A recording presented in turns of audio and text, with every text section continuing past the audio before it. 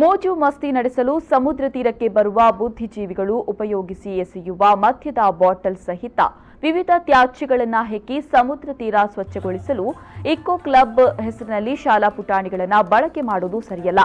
ಇದನ್ನು ಮುಂದುವರಿಸಿದ್ದಲ್ಲಿ ಇದರ ವಿರುದ್ಧ ಪ್ರತಿಭಟಿಸುವುದಾಗಿ ಹೆಜಮಾಡಿ ನಾಗರಿಕ ಸಮಿತಿ ಅಧ್ಯಕ್ಷರು ದಲಿತ ಮುಖಂಡರೂ ಆದ ಹೆಜಮಾಡಿ ಶೇಖರ್ ಅವರು ಎಚ್ಚರಿಸಿದ್ದಾರೆ.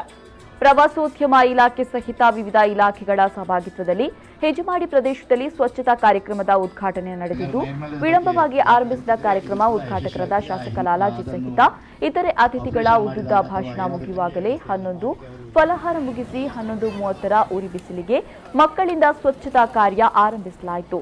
ಫೋಟೋಗಳಿಗೆ ಪೋಸ್ ನೀಡಿ ಅತಿಥಿಗಳು ಮರೆಯಾಗಿದ್ದಾರೆ. ಮಕ್ಕಳಿಗೆ ಸ್ವಚ್ಛತೆಯ ಬಗ್ಗೆ ತಿಳಿ ಹೇಳುವ ಕಾರ್ಯಕ್ರಮ ಇದಾಗಿದೆ ಎನ್ನುವ ಸಂಘಟಕರು ಈ ಕಾರ್ಯಕ್ರಮದ ಬ್ಯಾನರ್ ಪ್ಲಾಸ್ಟಿಕ್ನದ್ದಾಗಿದೆ.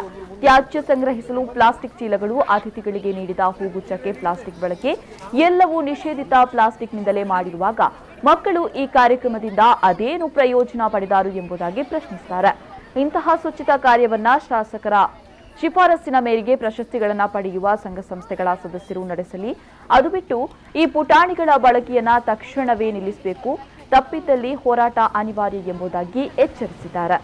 ನಿನ್ನೆ ಮತ್ತು ಇಂದು ಈ ಕರ್ನಾಟಕ ಸರ್ಕಾರದ ಪ್ರವಾಸೋದ್ಯಮ ಇಲಾಖೆಯ ನೇತೃತ್ವದಿಂದಾಗಿ ಇವತ್ತು ಈ ಬೀಚ್ ಕ್ಲೀನಿಂಗ್ ಕಾರ್ಯಕ್ರಮವನ್ನು ಸರ್ಕಾರ ಹಮ್ಮಿಕೊಂಡಿದೆ.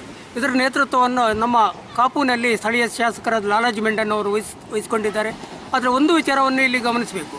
ಇವತ್ತು ಬುದ್ಧಿಜೀವಿಗಳು ಮತ್ತು ವಿದ್ಯಾವಂತರು ಈ ಬೀಚಲ್ಲಿ ಬಂದು ತಮ್ಮ ಒಂದು ಐಷಾರಾಮಿ ಜೀವನಕ್ಕಾಗಿ ಈ ಬಿಯರ್ ಬಾಟ್ಲಿಯನ್ನು ಬಿಸಾಡ್ತಾರೆ ಮತ್ತು ಬೇರೆ ಬೇರೆ ಪ್ಲಾಸ್ಟಿಕ್ ಮತ್ತು ತ್ಯಾಜ್ಯಗಳನ್ನು ಬಿಸಾಡ್ತಾರೆ.